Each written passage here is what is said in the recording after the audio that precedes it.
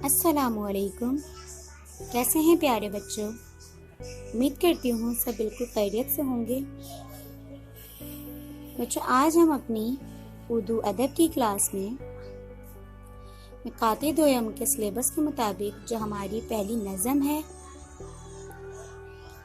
नज़म नात, तो नज़म नात की हमने पिछली वीडियो में हमने सिलेबस समझा था पहले।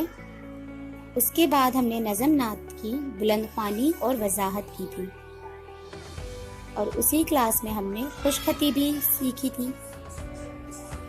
अब आज की क्लास में हम नज़म नात का अगला काम करने जा रहे हैं। तो खुशखती के बाद नज़म नात में हमारे पास अगला काम है अल्फाज मायने। क्या काम है अगला? अल्फाज मायने।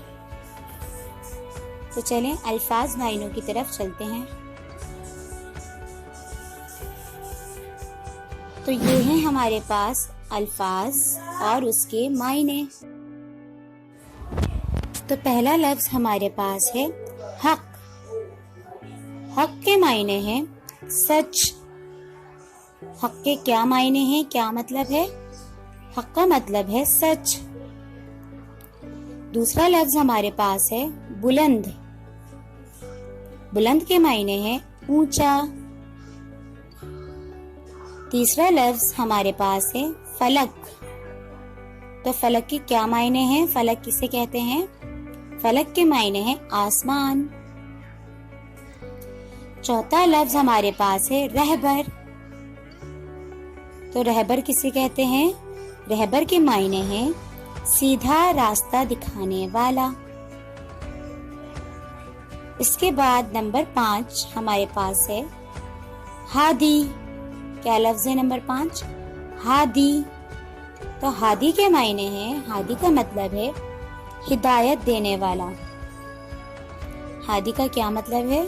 हिदायत देने वाला, यानी हमें सही बात की तलकीन करने वाला, सही बात बताने वाला, वो कहलाता है हिदायत देने वाला यानी हादी। तो उम्मीद करती हूँ बच्चों आपको नज़म नात के अल्फाज मायने बहुत अच्छे से समझ आ गए होंगे।